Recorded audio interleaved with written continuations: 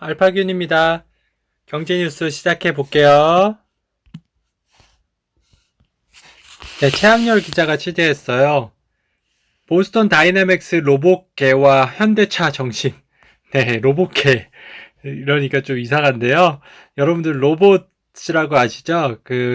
그거를, 개를 이제 로봇으로 만든 회사가 있는데, 그게 이제 보스턴 다이내믹스라는 회사입니다.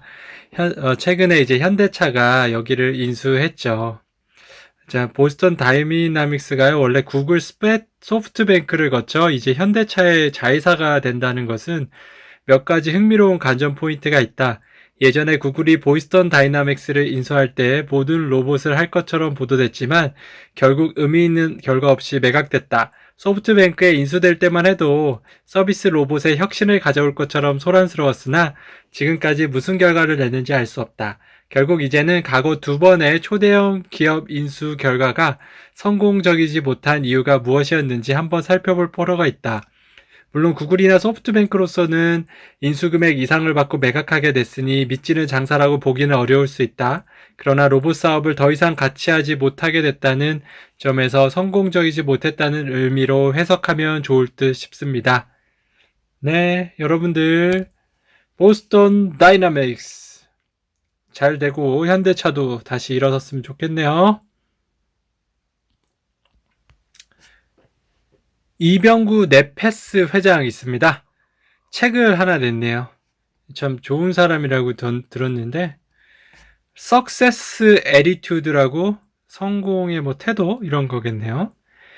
예, 비중 있게 소개된 337 라이프 역시 긍정적 사고를 갖기 위한 네페스만의 독특한 생활 수칙인데요. 337 라이프란 하루 3가지 좋은 일을 동료와 공유하고 하루 3곡 이상 노래를 부르며 하루 30분 이상 책을 읽고 하루 7편 이상의 감사 편지를 쓴다는 의미인데요. 유 회장은 단순히 구호에 그치지 않고 실제 모든 직원이 337 라이프를 실천하고 있다며 업무 성과를 높이는데 337 라이프가 큰 역할을 했다고 소개하고 있습니다. 네, 기대가 됩니다.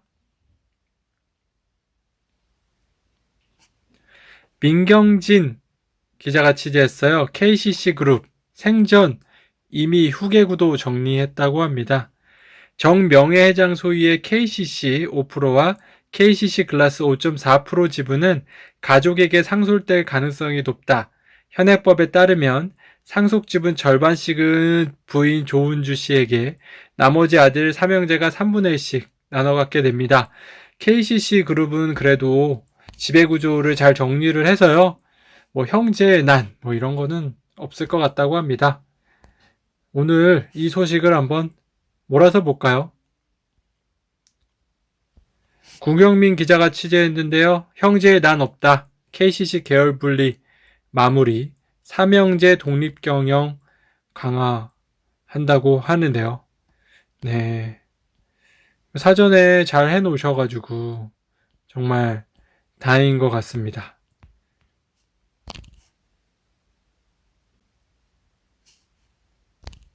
형제간 그룹 내 계열사 지분 정리도 남아있어 향후 형제간 주식 교환 등의 가능성도 제기되는데요. 아직 최대 주주가 아닌 정몽률 회장이 KCC와 KCC 글라스 보유 지분을 이용해서 KCC 건설 최대 주주로 올라설 것이란 분석도 나옵니다. KCC 관계자는 아직 명예 회장의 지분 정리에 대해 정해진 바는 없다면서 앞으로 상속 등의 여부와 형제 간 얽혀있는 지분 정리도 추가적으로 이뤄질 것이라고 보인다고 말했습니다. 네, 근데 다음에 또 회사가 합치어야 될 때는 어떻게 하죠? 전략적으로 여기는 다 떼어놓는 전략으로 가는 것 같습니다. 산업복원 실천, 창업 정식으로 도료 유리 실리콘 자체 개발했던 정상현 씨입니다. 네. 정상현 씨의 고 정장현 회장은 장례는 소탈하고 검소했던 고인의 뜻에 따라 최대한 조용하고 간소하게 치르기로 했는데요. 31일 정의선 현대자동차그룹 회장, 정몽준 아산재단 이사장, 권호굽 갑 현대중공업 회장, 정몽규 HDC그룹 회장, 정몽혁 현대종합상사 대표 등이 정상현 명예회장의 빈소를 찾아 조문했어요. 발의는 3일 오전이네요. 네, 멋있는 인생을 사셨네요. 많은 분들이 찾아뵙고요. 박시진 기자가 취재했어요. 자동차, 조선, 철강, 건설까지 한국산업 근대화 일군 현대가 1세대라고 하네요.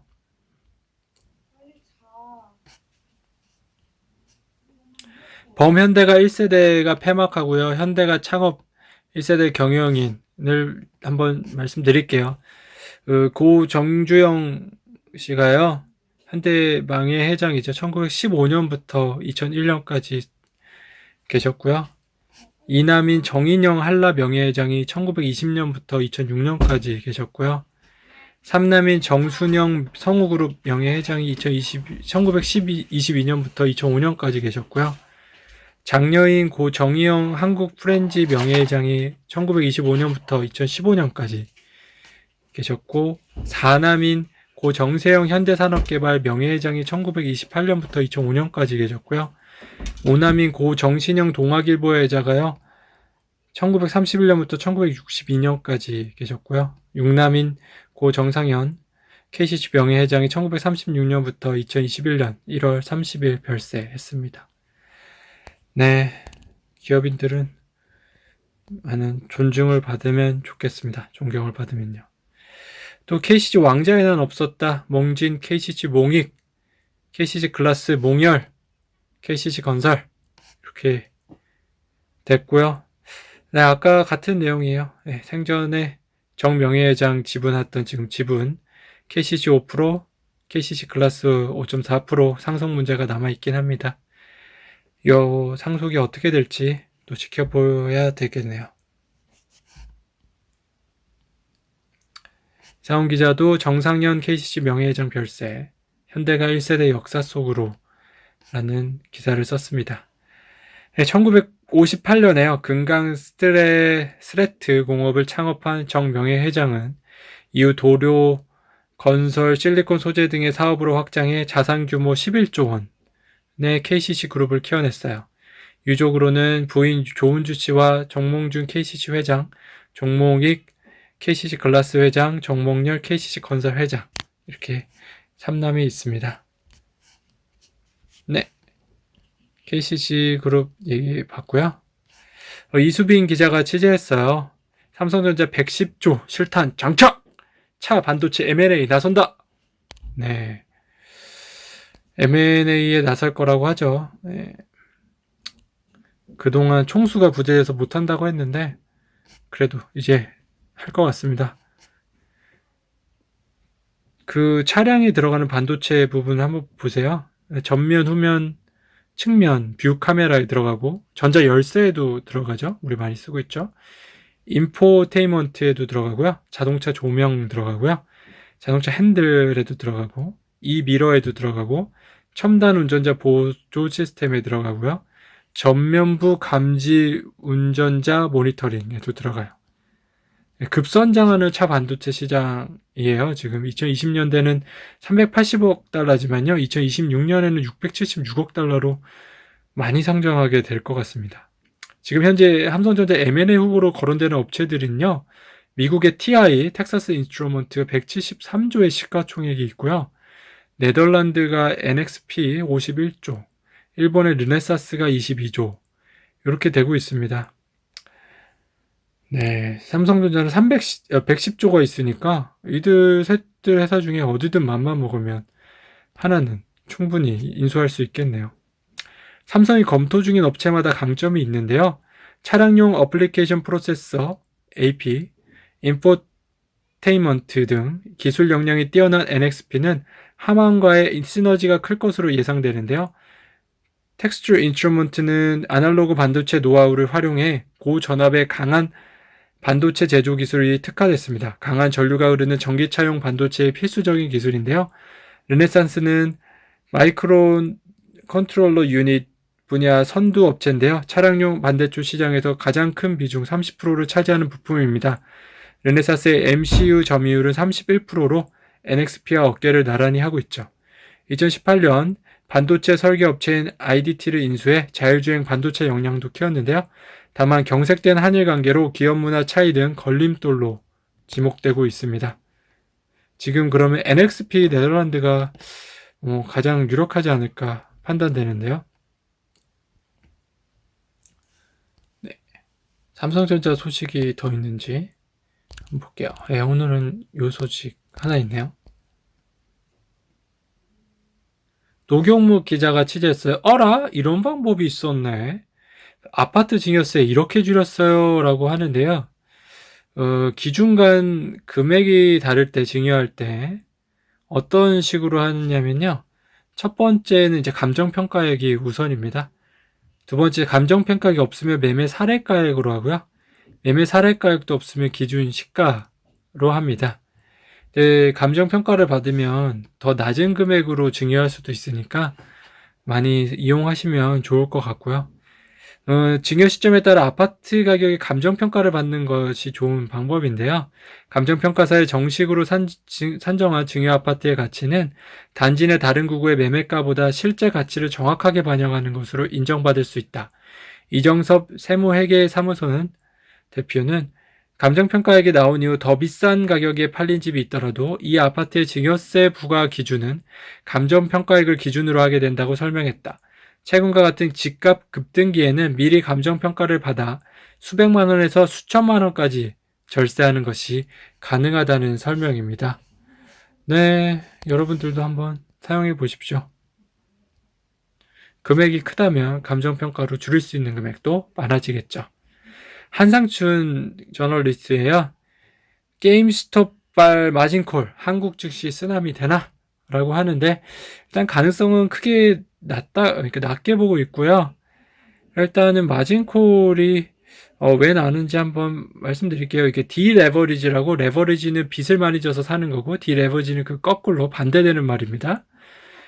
디레버리지는 마진콜을 당했을 때 헤지펀드가 증거금 부족분을 채우기 위해 기존에 투자해 놓은 자산을 회수하는 행위를 말하는데요.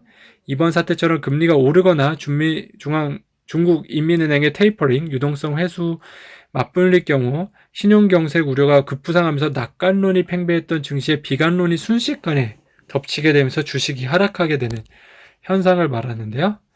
아직은 괜찮을 거라고 말은 하고 있네요. 오영주 기자가 취재했어요. 애플, 페이스북 사상 최대 실적에 주가는 비실비실 된다고 하네요. 왜 그러죠? 네, 일단 보면요. 테슬라가 EPS, earning per share, 주당 순이익이 지금 80센트 정도 나왔습니다. 추정치가 1달러였는데 그게 못 미쳤죠. 퍼라고 하는데, 이 순이익으로 몇 년 동안 벌어야 되는지를 보면 1712년을 벌어야지 됩니다. 애플은 1.68달러 나왔고요. 추정치는 1.41달러에서 초과 달성하긴 했지만 퍼가요 38년으로 아직도 높은 편이라고 합니다. 마이크로소프트는 실제는 2달러 정도 나왔고 추정치가 1.6달러였는데 초과 달성했는데도 퍼가 아직 35달러라는 이유로 상승을 못하고 있는 것 같습니다. 페이스북은 3달러 88센트인데 추정치가 3달러 22센트였거든요. 퍼가 한 26으로 그렇게 고평가되어 있지는 않지만 상승은 못하고 있습니다. 최근에 애플이랑 많은 문제가 있죠. 네, 싸움을 하고 있는데 정말 누가 이기게 될까요? 안정락 기자가 제했습니다. 인텔 새 구원 투수 전격 등판. 겔싱어 차기 CEO는 누굽니까? 대형 고객사가 잇따라 탈인텔을 선언하는 건 역시 위기를 키우고 있습니다. 클라우드 서비스 최강자인 아마존은 자체 CPU를 개발해 쓰고 있는데요. 한때 인텔, 윈도우 인텔 동맹을 이뤘던 마이크로소프트도 자체 반도체 개발을 추진 중입니다. 애플은 맥북에 자체 CPU를 장착하기로 했죠. 최근 미국 행동제의 헤지펀드인 서드포인트는 인텔의 반도체 설계와 제조를 분리하는 등 근본적인 변화를 검토하라며 대대적인 구조조정을 압박하기도 하고 있습니다. 강현우 기자가 취재했어요. 중국 샤오미 블랙리스트 제재 취소 소송 들어갔다고 하네요. 네, 샤오미가 그래도 최근에 중국에서 점유율도 많이 올리고 있고 좋은 상황인데 제2 애플이라고 부르고도 있죠. 근데 미국에서 지금 제재를 당하고 있습니다. 샤오미는 소장에서 해당 제재가 불법이자 위헌이라며 자사는 중국군의 통제를 받지도 않는다고 주장하고 있습니다. 공동 창업자인 린빈과 레이진이 샤오미의 의결권 75%를 가지고 있고 중국군과 관련된 어떤 개인이나 집단의 통제를 받지 않고 군 소유도 아니라는 설명인데요. 또 샤오미에 투자한 기관 10곳 중 3곳이 블랙록, 스테이트 스트리트, 뱅가드 등 미국 자산 운용사라고 강조하고 있습니다.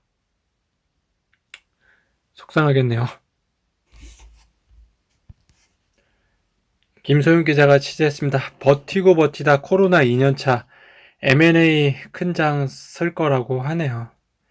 네, 인수합병이 이제 올해 아주 크게 이루어질 거라고 하네요. 워낙 어려웠던 시기였으니까요. 예. 왜냐면은 지금 많은 그 금액들이 인수합병 자금이 기다리고 있습니다. 100조 원 가까이가 이제 출자 약정액 추인데요. 크게 이제 사모펀드가 MBK 파트너스라는 회사가 있고 IMMP라는 회사도 있고요. 한앤컴퍼니도 있는데요. 이 세 곳 다 지금 충전하고 있습니다. 많은 돈을 가지고 있는데요. 한번 보면 실제 MBK 파트너스는 지난해 8조 원 65억 달러 규모의 5호 블라인드 펀드를 성공적으로 조성한 후 올해 적극 투자처를 물색하고 있다. 지난해 두산 인프라코어 인수를 타진했다가 무산돼 펀드 자금 대부분이 그대로 남아있다. MBK 파트너스는 한중일 3개국에 투자한다. IMMP에도 지난해 결성한 1조 9천억 원 규모의 로즈 골드 4호 펀드 소진율이 50%로 투자 여력이 충분한 상태입니다. 4호 펀드가 투자한 곳은 린데코리아, 현 에어퍼스트, 하나투어, 신한지주, 한국콜마, 제약사업부, 제뉴원사이언스 등입니다. 한앤컴퍼니가 3조 8천억 원 규모로 조성한 3호 블라인드 펀드도 지난해 대한항공 기내식 면세사업부를 9,900억 원 규모의 인수한 후 투자 여력이 2조 원 이상 남아있는 상태입니다. 네. 다음 기사인데요. 박효주 기자가 취재했어요. 통매각, 조인트 벤처, 축소, 스마트폰 해법 놓고 고심하는 LG. LG 윙 핸드폰이 그림이 딱 있네요. 자, 이렇게 왔다 갔다 하고 있는데요. 지금 이제 LG전자의 스마트폰 사업부에 매수 의사가 있는 곳이 빈그룹이 있고, 페이스북, 구글 이렇게 거론이 되고 있는데요. 베트남의 빈그룹이 인수하면 좋겠지만 금액 차이가 좀 크지 않을까 생각이 되고요. 일단 3월 스마트폰 사업 통매각이 현재 시간 여건상 쉽지 않은 만큼 LG전자가 조인트 벤처를 설립하는 방안도 거론되고 있습니다. 조인트 벤처 설립 후 지분 전략 또는 대주주 지위를 공동사업자가 가져가는 방식으로 스마트폰 사업을 떼어낸다는 전략인데요. 조인트 벤처는 인수자 부담을 덜 수 있다는 점에서 실현 가능성이 있습니다. 조인트 벤처에 참여할 만한 투자자로 구글, 페이스북, 마이크로소프트, 빈스마트 등이 거론되고 있습니다. 네, 조인트 벤처가 될 가능성이 커 보이네요. M&A에도 좋은 전략이네요. 매각할 때도 좋은 전략이고요. 구경민 기자가 취재했어요. 지금 말레이시아에서요. 와, 정말 렌탈이 불티나게 올라가고 있답니다. 코웨이 말레이시안 법인 매출액 계정 추이를 한번 보십시오. 지금 현재 135억 원을 넘어섰어요. 작년에. 예. 164억 원, 작년에 164억 원이 3분기까지예요. 엄청 크게 성장한 거군요. 2017년에 13억밖에 안 했습니다. 그리고 예, 죄송합니다. 13만 계정에서요. 164만 계정까지 올라갔어요. 그러니까 719억에서요. 지금 4,878억 2020년 3분기니까 5천억도 넘을 기세입니다. 네, 말레이시아의 정말 엄청난 렌트 구매력이네요. 또 코웨이 딜을 위해서 쿠쿠홈시스가요. 2015년에 말레이시아에 들어갔는데요. 현재 말레이시아 매출이 쿠쿠홈시스 해외 매출의 거의 전부를 차지하고 있습니다. 쿠쿠홈시스의 말레이시아 렌털 계정 수는 약 100만 개를 넘어섰고요. 2015년 진출 이래 매년 135%의 고성장을 이어오고 있습니다. 이로써 코웨이와 함께 양강 체제를 구축하고 있습니다. 쿠쿠홈시스는 제품의 현지 조달을 위한 해외 제조 공장 설립을 추진 중에 있죠. 한국산 기자가 취재했습니다. 기준 지표 제각각 ESG 정보 공개, 신뢰성 확보와 관건입니다. 국민연금 한 관계자는요, 그 지속가능 보고서를 일단 내기만 하면 기업들이 지속가능 보고서를 만들어 내거든요. 그 보고서의 질을 따지지 않고 ESG 평가 등급 점수를 잘 받는 기형적 구조가 형성돼 있다고 지적했습니다. 그렇죠. 시험 문제에 대한 답안을 냈으면 시험에 대한 평가를 해야 되는데 시험지만 제출하면은 그냥 다 100점을 주는 거예요, 지금. 이어 지속가능 보고서가 그린워싱, 즉 실제로는 전혀 친환경적이지 않더라도 친환경적인 기업처럼 보이게 하는 효과를 낳는데 악용된다는 느낌까지 받는다고 했습니다. 네, 시험지만 제출하면요, 다 지금 모범생으로 보고 있다는 거예요. 시험을 잘 보든 안 보든. 그러면 안 되죠. 자, 이제 좀 바뀔 기미가 보이는데 조금 더 신경 써주세요. 한국산 기자가 취재했습니다. 국민연금 포스카 사회이사 추천 본격 검토하고 있다고 하네요. 국민연금이 이제 많은 지분을 가진 회사들이 있는데요. 거기에 이제 사회이사를 추천할 생각을 하고 있어요. 그래서 간접적으로 좀 경영에 참여해서 아까 말한 그 ESG 부분도 좀 강화시키고 하려고 하는데요. 뭐 연금 사회주의라고 뭐 비판하시는 분들도 있겠죠. 일단 국민연금이요, 포스코의 11.75%를 가진 최대 주주입니다. 네, 아셨나요? CJ 대한통운의 9.2% 2대 주주고요. KB금융의 10% 최대 주주, 신한지주의 9.1% 최대 주주, 하나금융지주의 10% 최대 주주, 우리금융지주의 9.9% 2대 주주, 삼성물산의 7.6% 3대 주주입니다. 정말 많은 기업들에 투자하고 있는데요. 일단 이렇게 사회이사 참여할 정도까지 되면요, 좀 복잡한 것도 생겨요. 경영 참여 목적의 투자자가 5% 이상 지분을 보유하면요, 단기 매매, 차익 반환 등 제한에 걸립니다. 대개 주식 투자 시 코스피 200 지수 등 지수 구성 비율에 따라 수시로 매수 매도를 반복해야 하는 국민연금의 특성상 경영 참여 주주로 분류되면요, 추후 시장 급등락 과정에서 매매 참여가 제한될 수 있습니다. 지분이 소소하게 변동될 때마다 변동 내용을 공시해야 한다는 부담도 져야 하죠.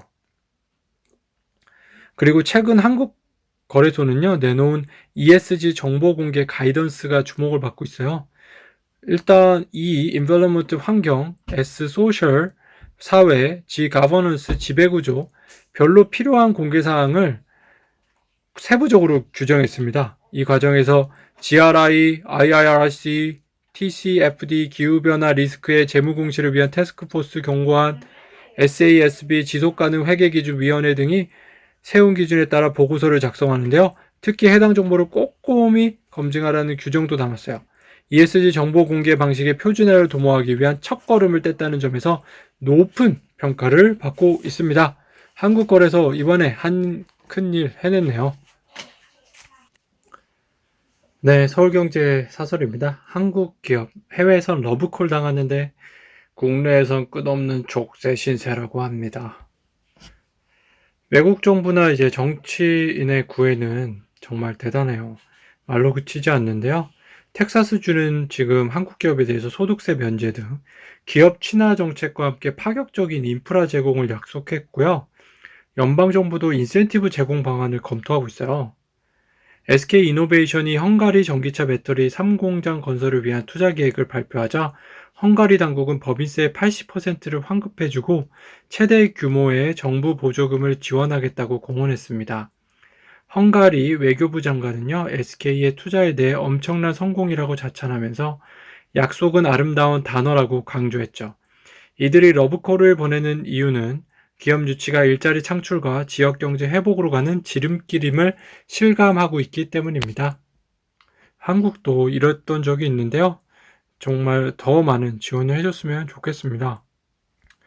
정상복 기자가 취재했어요. 이익 공유제에 관한 내용인데요.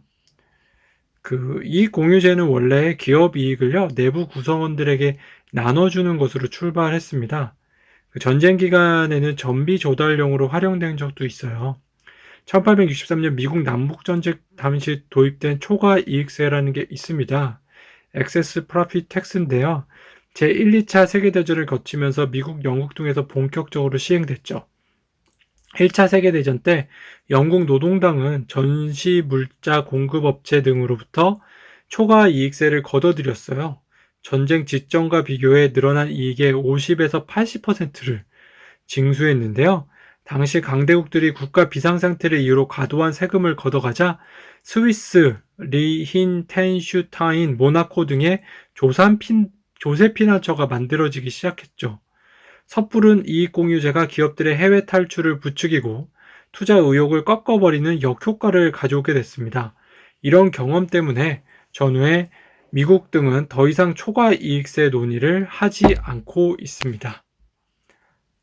네, 우리나라 초과 이익세 한다고 하면은 어떻게 될까요? 이제 부정적인 내용들이 참 많이 나오네요. 최준선 교수님이 적었습니다. 미국 프로스포츠 리그 따라하기? 이것도 이익공유제 관한 내용인데요. 요즘 한국에서 말 많은 코로나 이익공유제를 프로스포츠, 스포츠죠. 리그 수익 배분 제도처럼 운영할 수 있을까? 양자의 차이가 가능할지 모르겠다. 예컨대 수익 배분제는요, 명백한 담합이고 독점금지법 위반이지만 미국 법원은 독점금지법의 적용을 면제해줬습니다. 합법적 도범이 인정되는 산업이 된 건데요. 상품 시장에서 이런 담합행위는 용납될 수 없습니다. 야구 메이저리그 내 각 구단은 MLB.com이라는 통합 홈페이지가 관리해 리그 전체가 하나의 기업이라는 인상을 주죠. 또 스포츠 리그는 거의 비슷한 수준의 실력을 가진 팀 간의 계약으로 각 팀은 대등한 지위에서 계약이 가능합니다. 반면 이익공유제는 위탁, 수탁, 원청, 하청 관계 또는 대기업과 중소기업 간의 관계가 전제되고 대중소기업 간에는 시장이 달라 동등한 조건의 계약이란 애초 성립할 수 없습니다. 리그 선수는 국내 한정된 시장에서 뛰고 상품 시장 선수는 무한대의 세계 시장에서 뜁니다. 아메리칸 리그 15개 팀, 내셔널 리그 15개 팀, 리그 내의 배분이라고 간단할 수 있는 반면 상품 시장 플레이어는 수를 헤아릴 수도 없습니다. 네. 상품 시장에서 이익공유제를 이런 식으로는 생각 안 해봤었는데요. 이익공유제를 하면은 사실 그게 좀 담합이나 독점에 가깝다고 할 수도 있습니다. 예를 들면 하나의 큰 기업이요. 작은 중소기업의 이익을 보존을 해주기 시작하면요. 그러면 다른 창업자들이 그 포지션에 못 들어가지 않습니까?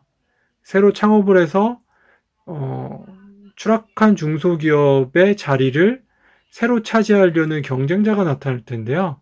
그 경쟁자로서는 손해가 마땅하죠. 그런 창업자를 막는 효과가 일어나서요.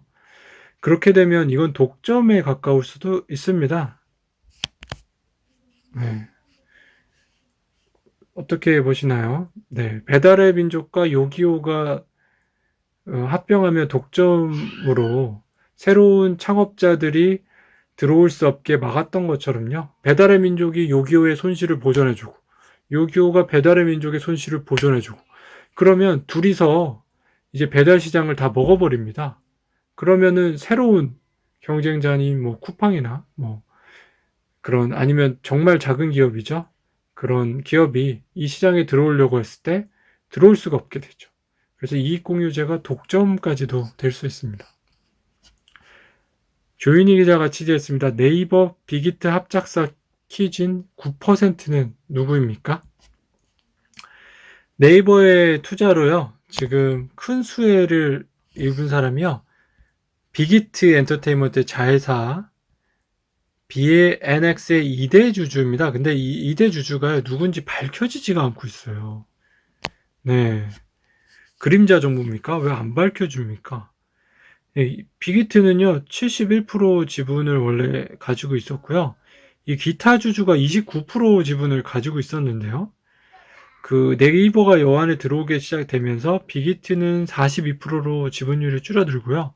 기타 주주는 29%에서 29%로 줄어듭니다. 네이버는 이제 49%까지 올라가게 돼요.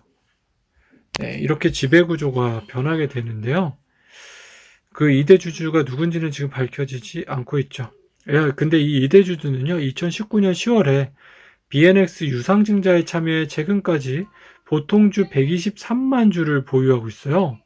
빅히트 엔터에 이은 2대 주주인데 아직까지 정체가 드러난 적은 없습니다. 이번 지분거래의 핵심 참여자지만 빅히트 엔터는 BNX가 비상자인 만큼 2대 주주의 신상을 공개할 의무가 없다는 입장을 고수하고 있습니다.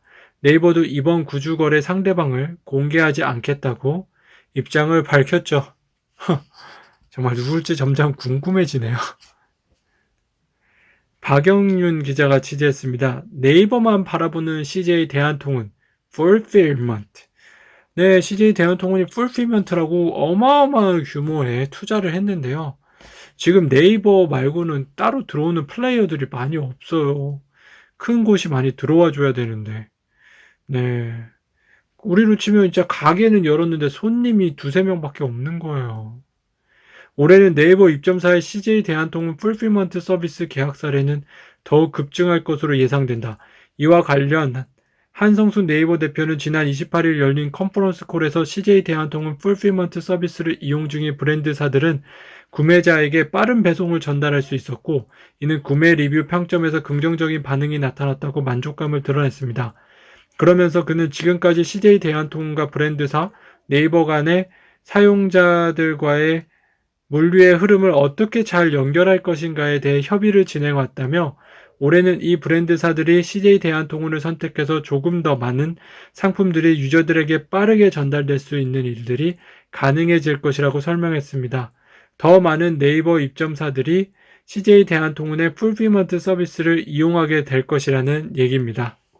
네, 기대가 많이 됩니다. 사업자 신고 끝낸 스포티파이 한국 출시 앞당기나? 네, 스포티파이가 한국에 출시될 수 있을 거라고 지금 들어오고 있죠. 네, 스포티파이가 신고서까지 제출을 했다고 합니다.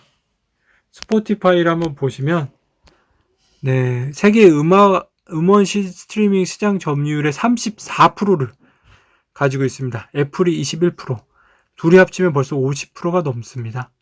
정말 엄청난 회사죠. 우리나라는 멜론이 33%나 가지고 있는데요. 여기를 비집고 들어와서 스포티파이가 승리할 수 있을까요? 근데 다만 일각에서는요, 2016년 국내에 들어왔지만 소비자들에게 철저히 외면당한 애플 뮤직의 전철을 밟을 수 있다는 전망이 나오고 있습니다. 애플 뮤직은 현재 국내 시장 점유율이 1% 미만에 불과한데요. 국내 음원 확보가 미흡했고 보수적인 이용자들이 새 서비스로 옮겨가지 않은 탓입니다. 모바일 인덱스에 따르면요, 음원 서비스 이용자 절반 이상은 1년 이상 한 서비스를 지속해 사용하고 있다고 한데요.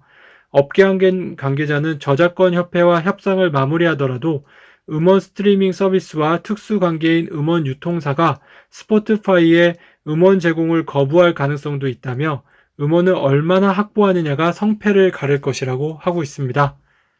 스포티파이에 많은 음원들이 추가를 해서 한번 소비자들한테 많은 즐거움을 선사했으면 좋겠네요.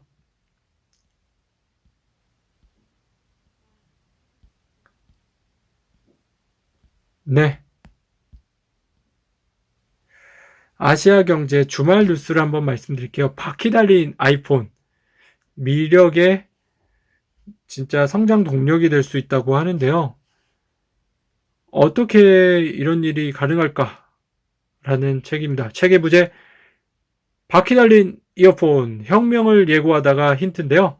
테슬라 전기차는요, 애플의 아이폰과 무척 닮았습니다. 기기적 특성, 수익 창출, 수단, 생산 방식과 독선적 리더십까지 비슷한데요. 아이폰이 그랬듯이 테슬라도 인류의 삶과 비즈니스 모델 자체를 바꾸고 있습니다. 아이폰이 전화 기능을 갖춘 작은 컴퓨터라면요, 테슬라 전기차는 도로 위를 움직이는 거대한 컴퓨터입니다. 테슬라 전기차에는 강력한 성능의 전자 제어 유닛이 장착되어 있는데 ECU도 팜웨어 업그레이드로 기능이 향상됩니다. 차량은 감가상각이 된다는 것이 기존 상식이었지만 테슬라 전기차는 시간이 갈수록 기능 업그레이드를 통해 오히려 가치가 점점 올라가게 됩니다. 여러분이 쓰는 핸드폰이랑 테슬라 전기차 비슷하다고 보시면 돼요. 소프트웨어 계속 업데이트 되죠? 밤에 자고 일어나면 소프트웨어 업데이트해서 바뀌어 있죠? 네, 전기차도 그렇게 바뀌어 있다고 합니다. 동학개미 열풍에 증권사들 역대급 실적 행진하고 있습니다. 특히 미래에셋대우가 큰 실적을 달성하고 있죠. 이런데도요, 증권회사의 주가 저평가 구간이라는 분석이에요. 박혜진 대신증권연구원은요, 거래대금 호조가 당분간 이어질 것으로 예상되고, 무엇보다 지난 1분기 큰 손실이 반영됐던 트레이딩 수익이 정상화되면 올해 증권사 이익은 증가할 가능성이 크다면서 분석 대상 5개 증권사, 한국금융지주, NH투자증권, 미래에셋대우, 삼성증권, 키움증권의 올해 평균 자기자본 수익률은 11%로 예상되는데 주가 순자산 비율 PBR은 0.7배, 주가 수익 비율 PER은 6.1배에 불과해 여전히 저평가 구간이라고 분석하고 있습니다. 정윤진, 이혜진이 뭉친 까닭, 쿠팡을 견제하기 위해서라고 하네요. 정용진은 신세계 이마트 회장이고요. 이혜진은 네이버 총수인데요. 이 둘이 최근에 만났다고 합니다. 네, 비밀스러운 만남도 아닌데 왜 그럴까요? 쿠팡은 최근 나스닥 예비심사를 통과해 이르면 3월 상장까지 점쳐지고 있습니다. 블룸버그 통신은 쿠팡의 상장 후 기업 가치를 32조로 예측한 바 있는데요. 쿠팡은 누적 적자로 인해 지속 가능 구조를 유지할 수 없다는 것이 중론이었는데 코로나19 시대를 지나며 작년 매출이 11조까지 늘어나면서 상황이 달라졌습니다. 전문가들은 쿠팡이 상장을 통한 대규모 자금을 확보할 경우 유통 플랫폼 선두주자인 두 회사에 모두 위협이 될 것으로 보고 있네요. 네, 조희진 기자가 취재했는데요. 불공정 대 폭력적 저크퍼드와 팀쿡이 계속 정면 충돌하고 있습니다. 저크버그 CEO는요, 이 같은 정책 변경이 애플의 불공정 이익을 위한 것이라면서 맹비난하고 있어요. 그러면서 애플의 아이메시지 개인정보 보호 정책은 페이스북이나 왓츠앱에 비해 빈약하다며 미국 내 아이메시지 시장 지배력은 애플의 불공정한 이점의 결과라고 지적하고 있습니다. 팀 쿡 애플 CEO도 반격에 나섰는데요. 쿡 CEO는 브뤼셀에 열린 데이터 프라이버시 컨퍼런스에서 이용자의 개인정보를 수집해 표적 광고에 활용하는 비즈니스 모델은 폭력적이라고 반박했습니다. 그는 이용자들의 무분별한 저격글을 방치하고 이용자 데이터를 자사 수익에 악용하며 광고 이용의 선택의 여지가 없도록 한 비즈니스는 칭찬을 받을 가치가 없다며 광고 수익을 위해 이용자 데이터를 판매하는 관행에 대해 개혁을 촉구해야 한다고 말하고 있습니다.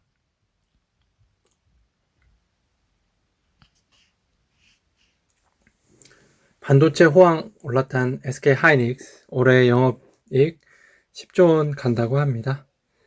네, 반도체 진짜 호황 슈퍼사이클에 왔네요.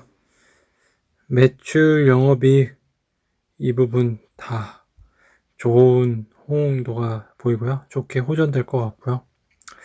분기별 실적에서도 계속 좋아지고 있어서 반도체 업황도 괜찮아지고 있어서 하이닉스가 점점 기대가 많이 됩니다. 미국 게임스톱 공매도 사태, 상공사억 세대 추억 건드린 월가의 실수라고 합니다. 지금 게임스톱 사태가요, 진짜 일파만파로 퍼지고 있죠. 그 우리나라까지 올 수도 있다고 하네요. 그 버터플라이 이펙트라고, 작은 날개짓이, 나비의 날개짓이 우리나라까지 올 수도 있네요. 네, 이 부분은 넘어가도록 하고요. 영원 사용 설명서를 읽으라고 합니다. 네, 일단 러시아에서 있었던 일이에요. 땅에 관심이 무척 많은 한 농부가 있었는데요. 헐값에 땅을 살 수 있다는 소문을 들었어요. 가봤더니 계약서에 이렇게 쓰여 있었습니다. 단돈 10,000원만 내면 해가 떠 있는 동안 직접 걸어서 다닌 땅을 다 주겠다.